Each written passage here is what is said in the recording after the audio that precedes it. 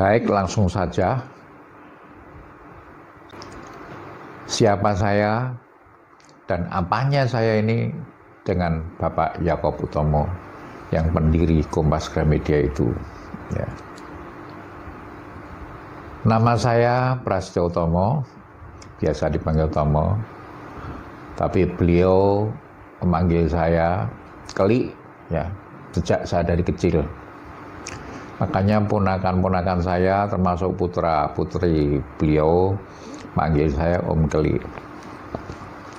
Kebetulan ya, karena saya emang nggak minta, saya lahir dari siapa dan mau jadi adiknya siapa, ya terserah yang Maha Kuasa.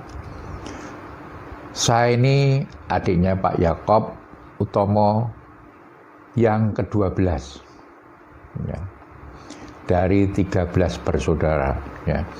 Jadi bapak ibu saya, ya bapak ibunya Pak Yakob tuh namanya Pak Broto Susiswo, ibunya RM Kartona, punya anak 13, ya, dan saya nomor 12. Saya cerita sedikit tentang Pak Yakob yang pertama kali lahir ke dunia. Kata ibu saya, ya kata ibu saya itu, lahirnya Pak Yakob itu ya memang sudah istimewa. Jadi Pak Yakob itu dari kecilnya emang dari lahir pertama kali sudah istimewa. Ya. Dia ya suatu malam ibu saya cerita perutnya mules-mules, ya. Sehingga dia sebagai seorang ibu, dia punya insting, wah ini mau melahirkan. Maka ibu saya memanggil bidan, tapi waktu itu namanya dukun, karena bidan belum ada, ya dukun beranak, karena tinggal di kampung.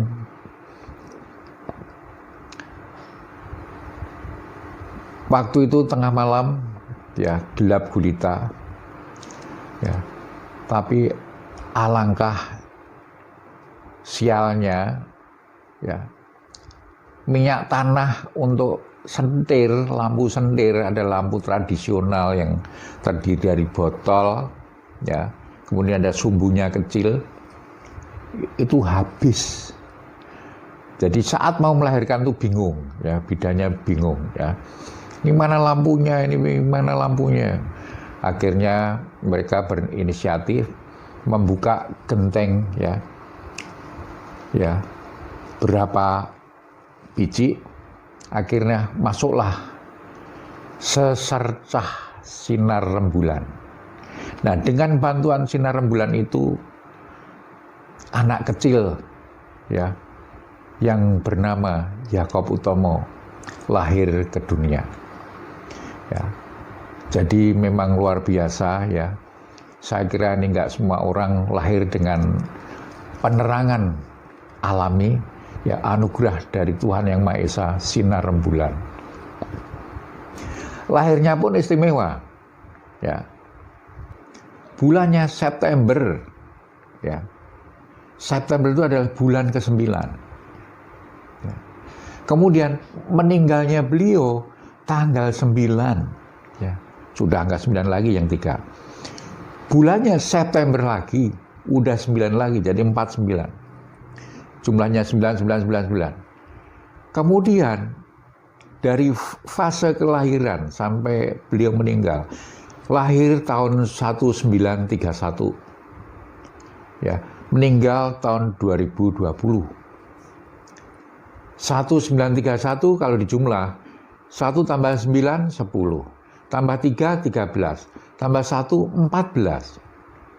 Sedang 2020, 2020 jumlahnya 4. 4 ditambah 14 adalah 9. Itulah, percaya tidak percaya, beliau memang angkanya luar biasa. Nah, dari segi nama, kata bapak saya, Pak Yakob Utomo itu diberi nama Utomo, ya. Yang artinya, kata bapak saya adalah yang pertama, atau artinya penting, ya, atau artinya lagi nomor satu, atau diutamakan, dipuji, dihormati, ya. Dan sesuai namanya, alhamdulillah, ya, Pak Yakob jadi orang yang lumayan baiknya, lumayan performance-nya, lumayan prestasinya yang bisa dibanggakan bagi keluarga. Kemudian, beliau lahir di sebuah desa kecil di Johahan, yaitu kalau nggak salah itu wetan Candi Borobudur, ya.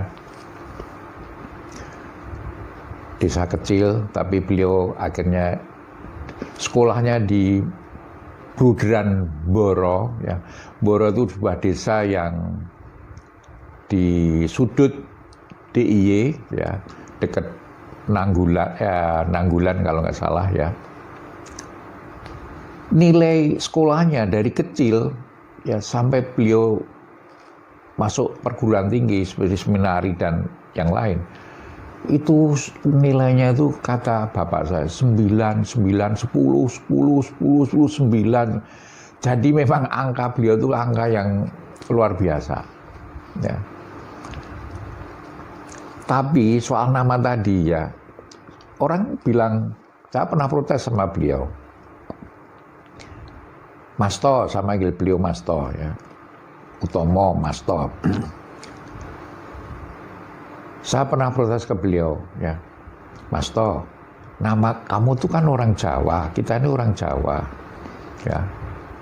Terus Masto sendiri itu namanya Utama, tapi sebelumnya panggilnya Utomo. Bapak dulu bilang kamu Mastomo, Utomo. Tapi kok orang taunya ya di seluruh Indonesia Bapak Yakob Utama. Kok Masto diem aja? Wes rapopo lah, apa artinya sebuah nama, ya. Dia bilang nggak ada salahnya kita setuju sama Shakespeare, ya.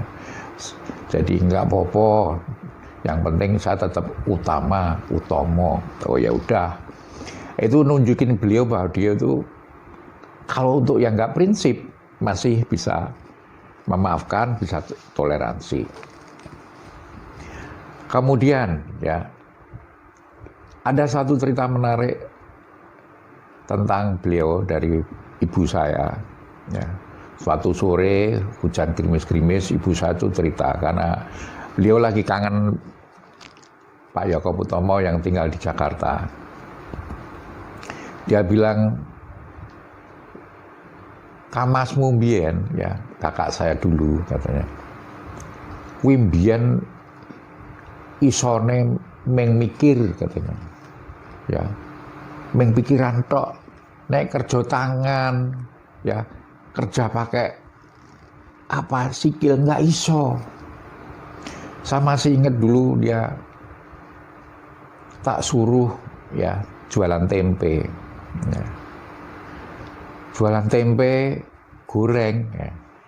Pagi-pagi dia berangkat, ya, nyunggi tempe goreng pakai tampah, ya, kalau di Jawa namanya tampah. Belum 5 menit pergi dia udah pulang. Dan dia menangis. Nah, ibu saya tanya, loh kenapa toh? Ya, kowe kok bali nangis? Bu, maaf, tempene tumpah, aku mau kepleset. Waduh. Kakak saya menangis atau Pak Yakob itu menangis, merasa sedih, ya. Tapi ibu saya bilang, ya wis rapopo, besok gawe tempe neh. Meskipun ibu saya langsung menyimpulkan, wah aku sesuk arep ngongkon neh jenenge anakku iki. Engko aku tiwas gawe tempe goreng meneh, tumpah meneh, ya. Karena saya tahu dia memang nggak berbakat di soal kayak gitu. Ya, Pak Yakob Utomo dari kecil memang nggak berbakat anak urusan keterampilan, skill yang menyangkut tangan atau kaki. Ya, menyangkut kaki olahraga dia nggak bisa, nilainya menurut kata bapak ibu saya nggak terlalu menggembirakan. Tapi kalau otak dari kecil beliau memang luar biasa. Itu terlihat dari cerita bapak saya. Kalau ngomong itu runtut, ya, sistematis, mengalir kayak dengan sederhana, ya. Terus cara ngomong juga aksentuasinya itu jelas, ya. Kemudian kalau ngomong juga dengan rendah hati, ya. Memang dari dulu memang dia luar biasa, ya. Makanya dia dititipkan di SD Rudran, ya. Sampai akhirnya beliau mencapai perguruan tinggi, masuk seminari dan seterusnya. Baik, itu tadi sekelumit masa kecil yang cukup lucu, ya, yang mungkin para penonton, ya, saudara-saudara saya ini semua belum lihat dari sisi yang ini. Semoga ini bermanfaat. Itulah salah satu sisi, ya, sifat kakak saya, kakak kami, Bapak Yakob Utomo. Ya, cerdas, ya, dermawan, ya, peduli terhadap orang lain, ya, termasuk kami adik-adiknya.